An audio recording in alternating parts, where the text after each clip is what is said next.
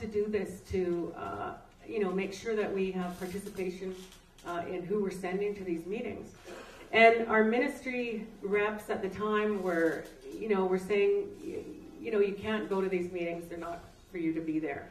And so it was a real challenge, because on one hand, you want teachers who are charged with, at the end of the day, to carry out the work that needs to be done in supporting all children and Aboriginal children. They need to be part of this conversation. And as difficult as it can be at times, and I know I've been there. I mean, I've worked in our union for a long time. I've been there for a long time. And you have to win, the hearts and minds. And you have people who say, well, enough already. We've done this. They should know what we want. And I just think that, I come from a position where we have to be willing to, if we're going to be here working and agitating and working for change, we have to open the door to others to be here, and they're going to make mistakes, and they're going to ask dumb questions.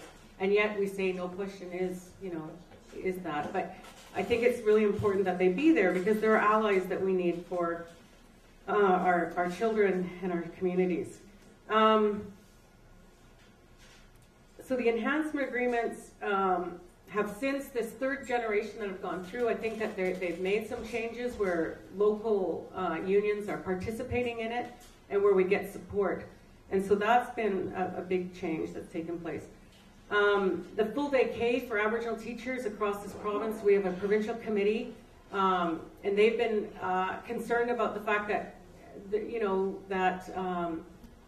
Aboriginal full day K programs where they offer language and culture have been at risk for closing because of the implementation of full day K across the province.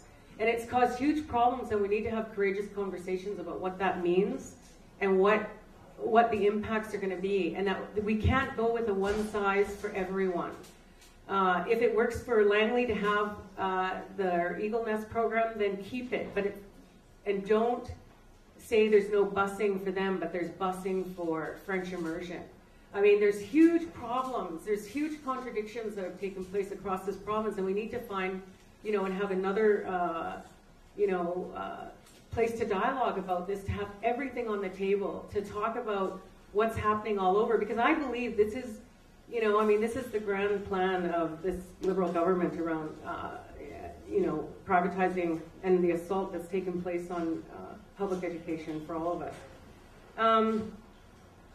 The other item I wanted to just, find out more about is just around the fact that, and this is more about the program that's going to take place, or the potential for a program, be it a program or a class, if it's a mini school or a K-12 school. We don't need, there's a part of me that, I don't know if some of you remember Lorna Williams, who used to work in the board, and she had put forward something, and Jeff Smith, I believe, was the director of instruction at that time, and there was something in the Vancouver Sun, and there was an article in there about the board having some discussion about an Aboriginal school.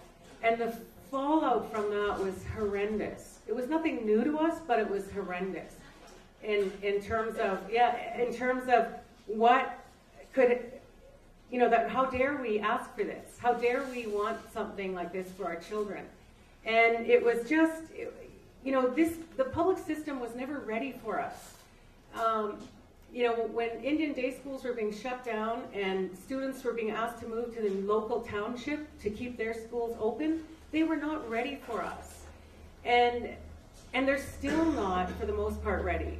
And our children are consistently having to fit in. And there's a narrow strip of students that the system doesn't work for them. And they need to have something. And I believe that the call for an Aboriginal mini school, an Aboriginal K-12 school, that's what this is, a response to this. It doesn't mean every student has to go there, and it doesn't mean every student needs to go there. It's their choice, and I understand it, it needs to be open for all students, like be it,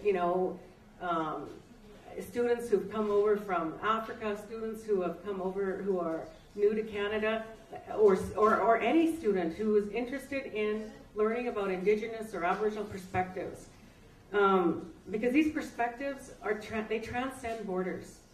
You could be in Guatemala, you could be in Oaxaca, you could be in New Zealand.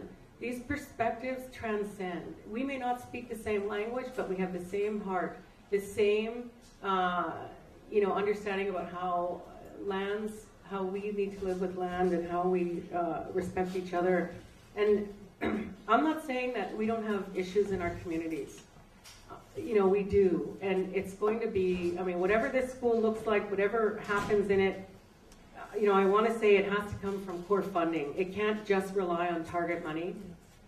And it has to also not be overrun by standardized testing, by a regime to say, our test scores dictate what, the success of our students. The school and parents and the students in particular have to define what success is for them in this school. It's about resisting the temptation to want to, recapitulate the whole FSA standardized testing fundamental approach that this government has taken to, decentralize and to undercut public education. So, I think it's just really critical that not be the only reason, because if it is, then parents should just organize and set your own school up and apply to do what other schools are doing, because it can't rely only on target money. I'm just going to say one more thing, and it's around the fact that our local teacher union, I'm a member of, and on our member executive for Vancouver Secondary, we haven't taken a political position on this. We certainly do recognize something has to happen. So our union is not saying don't do it, but we know that something needs to happen, because students are dropping out. They're being counseled out to go to adult ed. It isn't okay.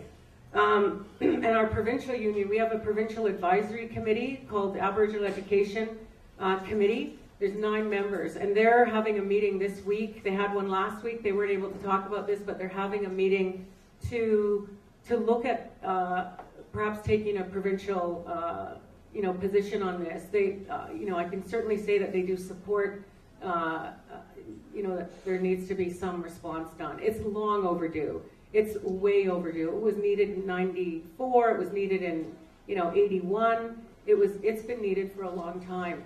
And I'm just glad that the rest of the public is caught up to where most or some Aboriginal parents are at, or Aboriginal communities are at. I also want to just say that not everyone's experience. We're not a homogeneous group. One size does not fit all. We all have different perspectives or expectations or experiences with public education. So when you speak to one Indigenous person, they may have a completely different take on this. It doesn't mean don't do it, but it means listen to what they're saying and take that all into consideration. But don't not do this because you're afraid that you're going to offend somebody. Like, we're over that. Like, just do it and support us in moving this and having it happen. So thank you for giving me some time here.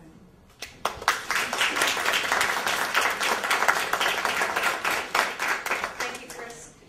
Just a couple of notes. The organizers have asked me to tell you that food and beverages are available. Is that going to be brought forth to look at again as part of the process, to maybe look at what you're saying is an Aboriginal content school open to everybody? Because Grandview was up for quite a while until it sort of got influenced to be more mainstream. Okay. Jane, you want to take that question?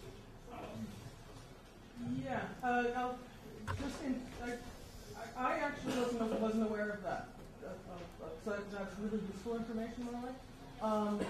And my assumption is we'll be looking at the experiences in Vancouver and elsewhere to look at how carefully on it, and it's a concept that arose from the community. I remember having conversations with you years ago. So so we're responding to one of the concerns I have is to ensure that by setting up a school like this, if that's what we choose to do, that it doesn't drain support from Aboriginal students in the rest of the district. We have to ensure that doesn't happen. So the question of that the funding for it has to come from core funding, not I saw another hand, but yes, go ahead. Yeah, I was just wondering, wouldn't the money be better well spent if it was spent on educating the general public on the issues that were brought us? Thank you. The technology folks have asked me to repeat the question so that it's recorded for purposes of the video. And so the question is it wise to spend more money actually educating the general public about the issues, about what you were talking about, Aboriginal school syndrome and things like that. So I'll take that back to the panel. Noel? I think your point is well taken. When the Vancouver School Board was personally, I'm in favour very much of K-12 Aboriginal schools. I think historically we're right or wrong from the beginning. But I should mention the reaction when this was from the general public on the CBC feedback, the blowback. I frankly was appalled listening to some of the comments that were made by the general public. They were openly racist. Not only were they against the idea of Aboriginals. It's the right thing to do, and it's long overdue. So, in answer to your question, should we? Yes, time has to be spent on it. And time has to be spent on it, and public officials will have to stand up, and they are going to be assaulted. Make no mistake about it, verbally. But when I heard the blowback from the CPC, it was appalling. And quite frankly, I was ashamed. But let's face the raw reality is there. And I think it can be used. It's about making decisions. It's about making fiscal decisions that look different, and choices around what decisions are being made at all levels. We do have some education that takes place both through our teacher union, provincial, and our local teacher union, and post-secondary teacher candidate programs. We do have education there, and it's always you have to, as it pertains to Aboriginal youth. So, it's a long journey, and I just don't think we can afford to wait to get others caught up on this. And it needs to be a combination, Ambrose. It could be a combination where, some funding takes place where there's more than just harassment and bullying, training taking place at a school level, but it has to be like really looking at how race, class, and privilege affect and impact our decisions that we make for any public institution. So I think that's important. The other comment I want to put out on this is that we don't do this when we ask about, we fund French immersion. I'm not trying to split hairs here, but we've never asked people, should we have a French immersion school? Has that...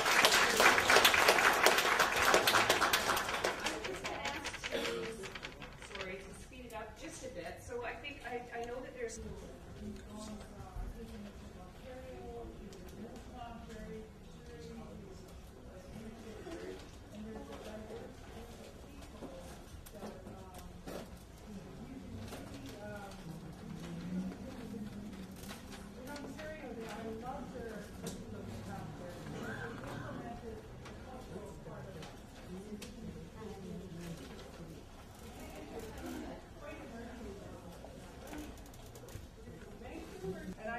I've worked in the community for many, many years, but I always have welfare breathing down my back because of how my kids look, dress, they look like they're hungry, they look like they're tired.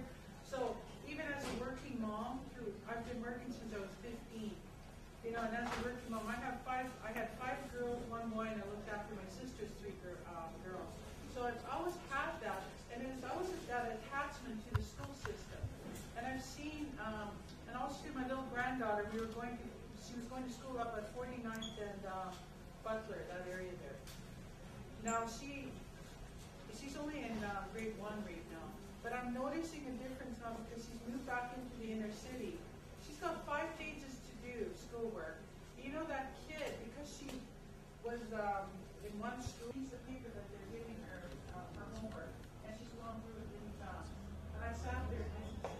So, when you look at the level of education, keep it at a level that's where our kids are entitled to same education as everyone else.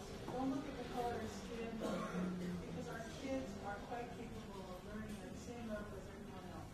But I've seen quite a diverse group of people at different levels. You have to learn kids. Great, thank you for that comment. Can we make a change for our schools for the better? Because their systems don't work, like you said, they don't work for our children.